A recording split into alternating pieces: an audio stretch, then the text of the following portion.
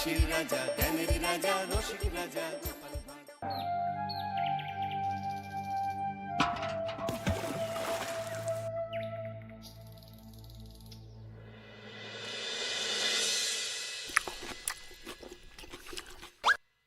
জল নেই? জল শেষ হয়ে গেল নাকি? এই জানো তো, গ্রামের সব জলাশয়ের জলস্তর না নেমে গেছে, পুকুরও শুকিয়ে গেছে, কুয়োতে জল অনেক নিচে চলে গেছে। কি যে হবে কে জানে। এই বছর তো বৃষ্টি হয়েছে কম, তার উপর মানুষজন জল ব্যবহারের চেয়ে নষ্ট করে বেশি। দেখি, মহারাজকে বলতে হবে।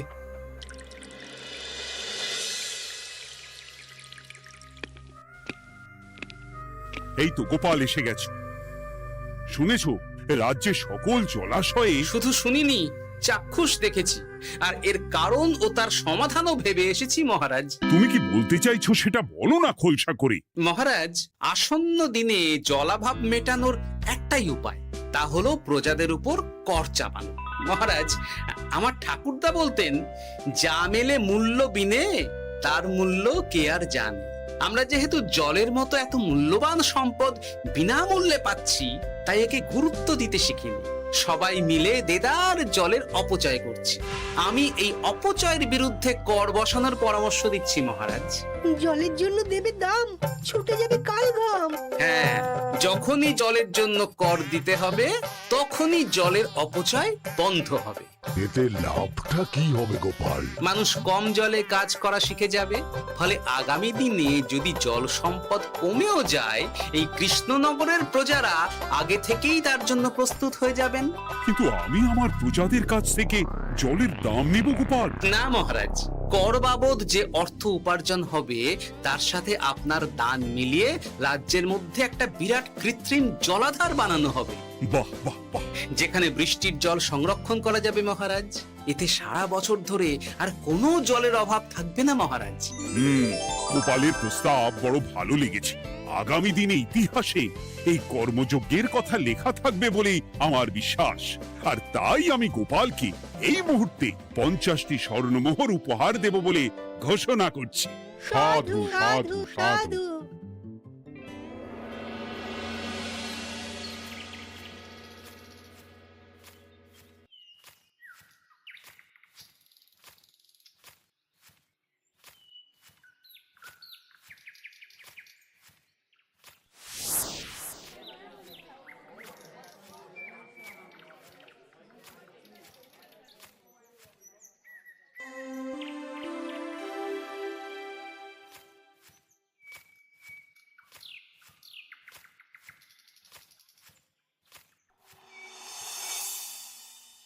মানে আমার এই এতটুকু স্বাদ তুমি পূর্ণ করবে না? আমি কি নিজের জন্য চেয়েছি নাকি? সবই তো পাবে তোমার মেয়ে আর জামাই। হ্যাঁ, সে বুঝেছি গিন্নি, তাই বলে এতগুলো মুদ্রা আমি খরচ করতে পারবো না। পারবে না? আমি তাঁতির বাড়ি থেকে মেয়ে জামাইয়ের জন্য কয়েকটা শাড়ি আর ভালো পাঞ্জাবি কিনে একটু পাঠাবো। কিন্তু এখন আমার কাছে অত মুদ্রা নেই গিন্নি, পরে পেলে আমি ঠিক তোমার স্বাদ পূরণ করব। আবার বাজে কথা বলার জায়গা পাও না তুমি। এতক্ষণ কোথায় ছিলে গো? আমি বেলায় নদীর পাড়ে গিয়েছিলাম, তখন কমলা আমাকে বলল তোমায় নাকি দেখেছে। কি দেখেছি?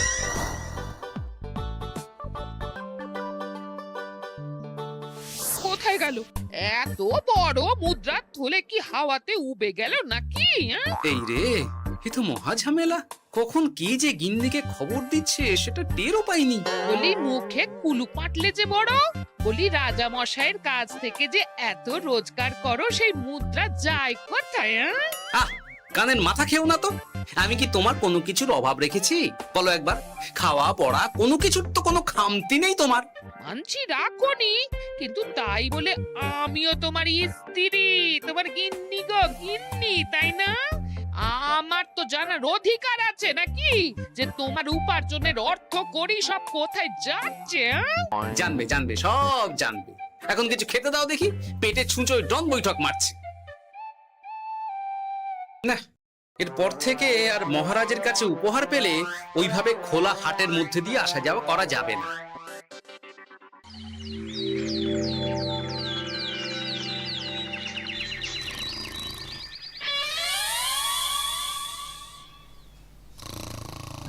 তোমার আর কোনো চিন্তা নেই গোপাল, আমি তোমার মাসোহারা তো বাড়িয়ে দিলাম, সঙ্গে প্রত্যেক দিন তুমি 10 মোহর করে পারিতোষিক পাবে। এই নাও।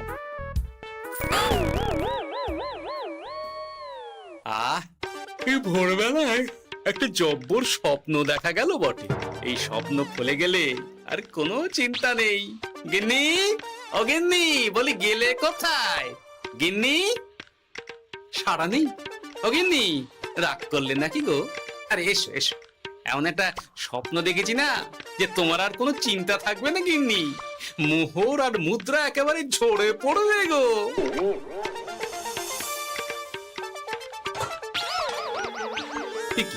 এইসব ফলাহার সাজিয়ে রেখে গেল কোথায় গিন্নি?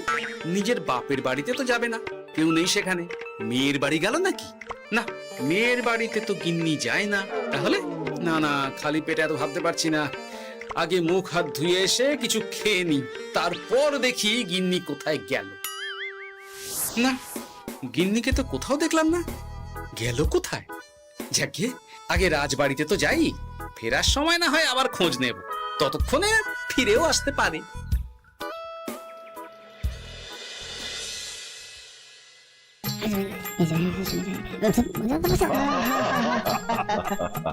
বাহ বাহ বাহ, একেই বোধহয় বলে সঙ্গগুণ।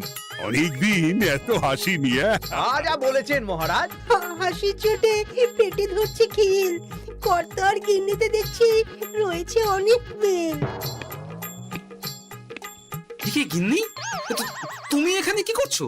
কি গোপাল, তুমি রাজসভায় এলে যে বড়? তুমি নাকি রাজসভার কাজ থেকে অবসর নিতে চেয়েছো? হ্যাঁ, এই কথা কে বললো মহারাজ?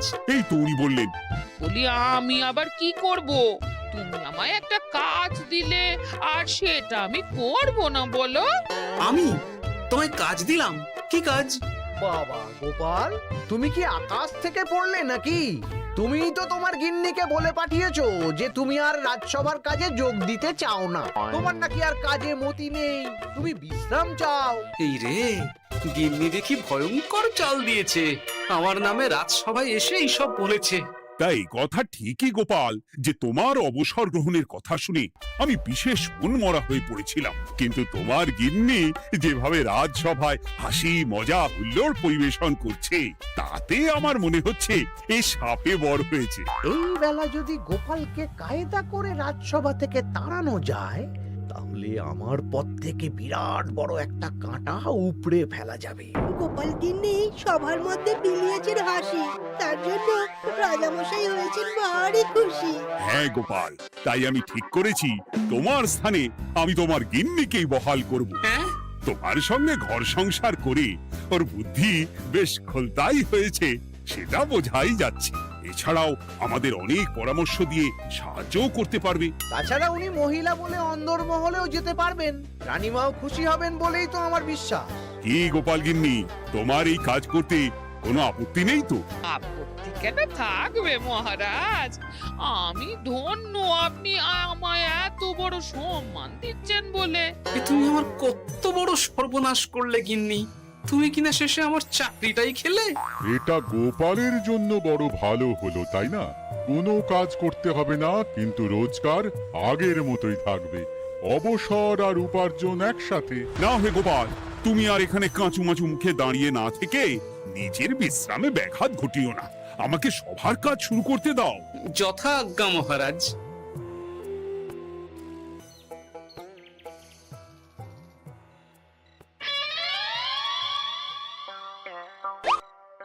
মানে মহারাজ সমস্যার সমাধান করতে দিয়েছেন তোমাকে, আর তার উত্তর দেব আমি? কেন? তুমি আমার চাকরি খাবে আর তোমার সেই চাকরি রাখার দায় নেব আমি? হ্যাঁ হ্যাঁ, নেবে। মানে কাল রাজসভায় মহারাজের সমস্যার সমাধান করব, সেই মতো কথা দিয়ে এসেছি। হ্যাঁ, আগাম 10টা মুদ্রাও বাগিয়ে এনেছি। তার থেকে তোমায় একটা মুদ্রা দিলাম। এখন মানে মানে আমাকে উত্তর বলে দেবে, না হলে আমি কেন দেব? আমি পাবো একটা মুদ্রা, আর তুমি আমার কাছে উত্তর জেনে নিয়ে সেটাই বলে পাবে 9 মুদ্রা। কিছুতেই না। বলবে না? না। তাহলে ভালো করে শুনে রাখো, আজ থেকে ঘরের উনুনে হাঁড়ি চড়বে না। চাকরি তো খুইয়েই পেরেছো, এবার না খেয়ে প্রাণটা খোয়ানোর জন্য তৈরি হয়ে যাও। হ্যাঁ, ওরে বাবা, এমন কথা কেন বলছো গো গিন্নি? তুমি তো জানো যে খিদে একদম সহ্য করতে পারি না। এখন যদি তুমি এইসব বলো তাহলে আমার রক্ষে নেই গো। বেশ, তাহলে আমি যা জানতে চাইছি শ্বশুর শ্বশুর করে বলে ফেলো দেখি। এ আমি কি শাঁখের করাতে পড়লাম রে বাবা। ঠাকুর, এত দুর্ভোগ লেখা ছিল, ঘরে বাইরে সব জায়গায় এত হেনস্থা যে সহ্য করা যায় না ঠাকুর।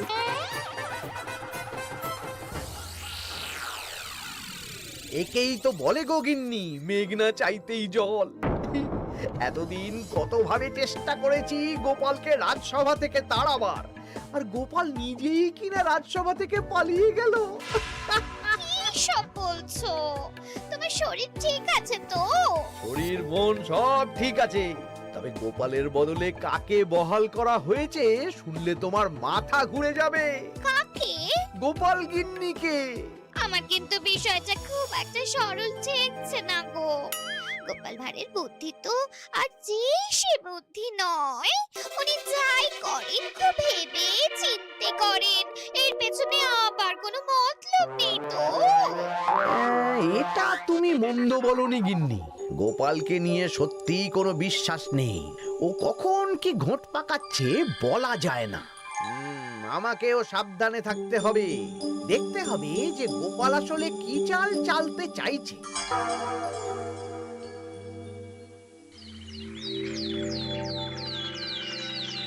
হ্যাঁ গোপাল গিন্নি, এই একটাই প্রশ্ন আমায় সারা রাত ধরে জাগিয়ে রেখেছে। মানুষ মরে ভূত হয়, ভূত কি মরে?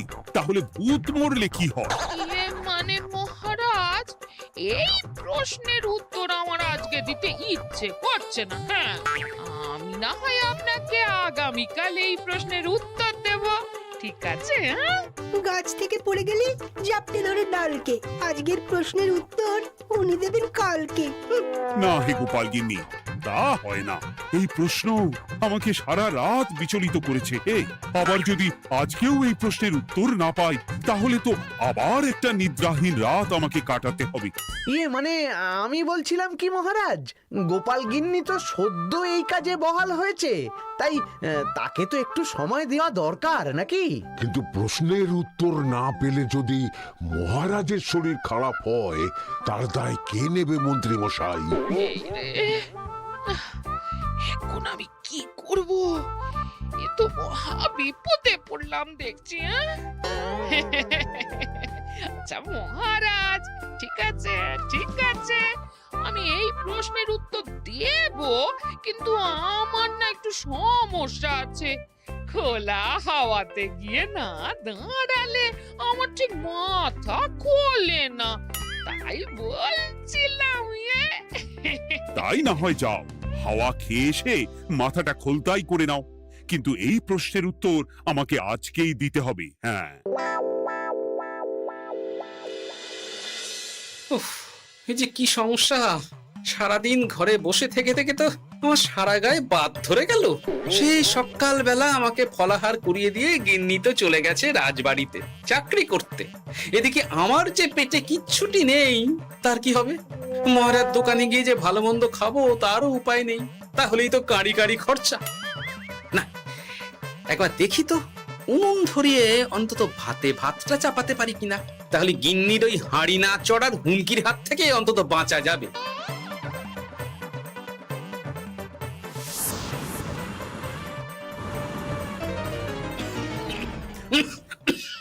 ও বাবা গো, ও বাবা, এত কেসে কেসে সোজা শেষ যাত্রা হয়ে যাবে আমার।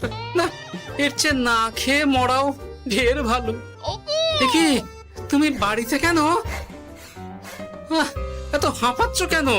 ষাঁড়ে তাড়া করেছে নাকি?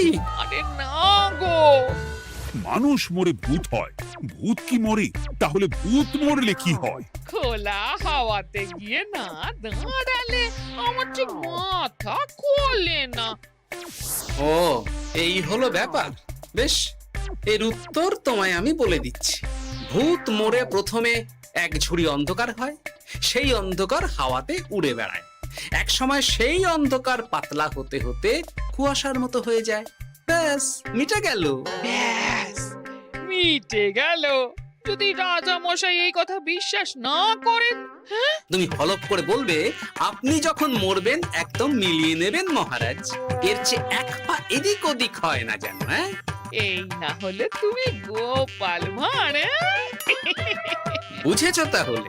এই তুমি চিন্তা করো না, রাজবাড়ি থেকে ফেরার সময় আমি তোমার জন্য অনেক অনেক বাজার করে আনবো, ঠিক আছে? এই আমি যাই। এ তো ভারী মজা হলো। মহারাজ তক্ষুনি প্রশ্নের উত্তর চাইলে গিন্নি এইভাবে সেই রাজবাড়ি থেকে দুধ দাঁড়িয়ে ছুটে আসছে উত্তর জানতে। আমাকে তুমি একটা চাল দিয়ে কুপকাত করেছে তো গিন্নি। এইবার বুঝবে কত ধানে কত চাল।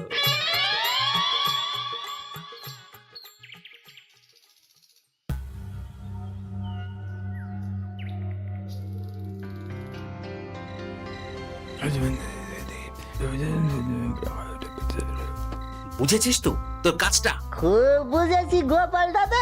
নেই, এবার লেগে পড় দেখি।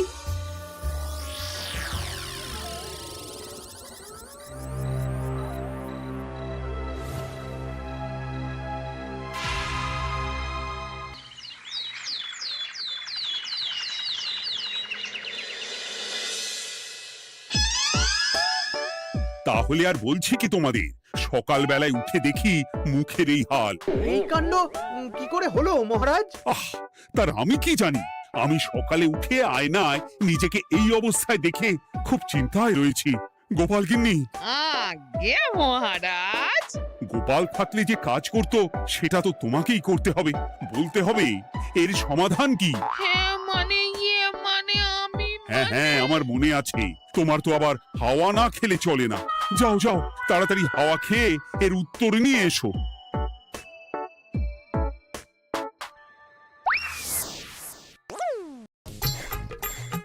এই জন্য তুমি এত দূর ছুটে এলে গিন্নি?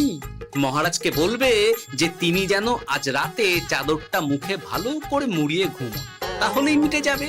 এই রং চলে যাবে আর নতুন করে কিছু হবেও না। ও মা, বলি এত সোজা সমাধান? তা নয় তো কি?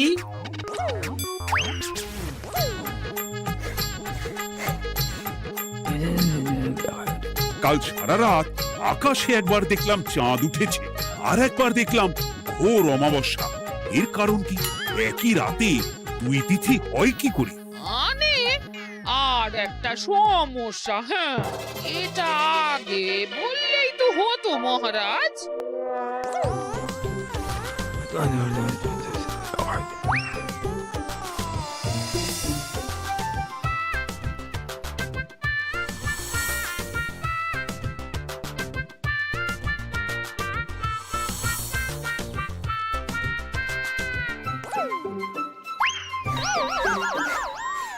কি তুমি হাওয়া খেতে গিয়ে এইভাবে খাবি খাচ্ছ কেন গোপাল গিন্নি? এর কারণ আমি জানি মহারাজ। সে কি কাণ্ড! তুমি কি করে জানলে? গোপাল গিন্নি মোটেও হাওয়া খেতে যায়নি মহারাজ, সে গেছিল নিজের বাড়িতে গোপালের কাছে আপনার বলা প্রশ্নের উত্তর জেনে আসতে।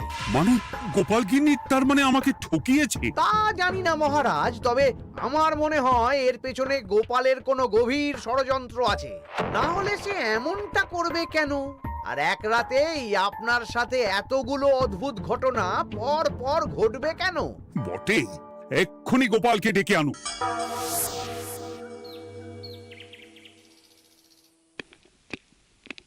না মহারাজ, আমি সত্যি অবসর চেয়েছিলাম, আর তাই আমার গিন্নি আপনার কাছে এসে বলেছিল। ওর কোনো দোষ নেই মহারাজ। না মহারাজ, আমি মিথ্যে কথা বলেছি। হ্যাঁ, উনি আপনার কাছ থেকে পাওয়া সোনার মোহর নিয়ে বাড়ি যান না, তাই আমি ওকে শায়েস্তা করতে এই ফন্দি করেছিলাম। আসলে মহারাজ, আমি আপনার কাছ থেকে পাওয়া সোনার মোহর জল প্রকল্পের কাজে লাগাবো বলে কিছু জনকে নিয়ে একটা দল গঠন করতে গিয়েছিলাম, আর তাদের কাছেই ওগুলো রেখে এসেছি। এটা যদি আমার দোষ হয় তাহলে আমি ক্ষমা প্রার্থী মহারাজ। সাধু গোপাল, সাধু তোমার উত্তর। এই কাণ্ড! আর এদিকে রাজবাড়ি থেকে বাড়ি আর বাড়ি থেকে রাজবাড়ি করতে করতে আমার প্রাণ ওষ্ঠাগত হয়ে গেছে মহারাজ। ওহ, আমার ঘাট হয়েছে, আপনি আমায় ক্ষমা করে দিন মহারাজ। এইবার মজার টের পেয়েছ তো গিন্নি? আপনি আপনার আদরের গোপাল ভাঁড়কেই তার চাকরি ফিরিয়ে দিন মহারাজ। আমি যাই আমার হেসেল সামলাতে। কেলে পচা খুব ভালো করেছে বলতে হবে।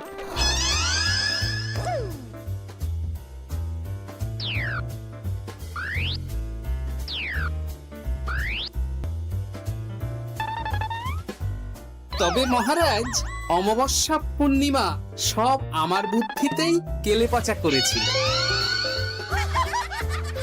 আপনার ওই মুখের রং,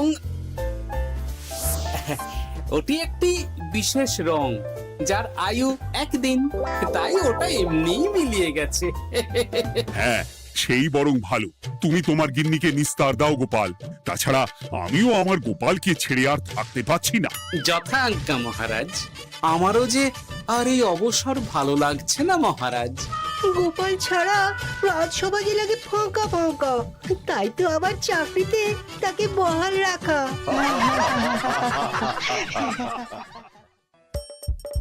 হাসির রাজা জ্ঞানের রাজা রসিক রাজা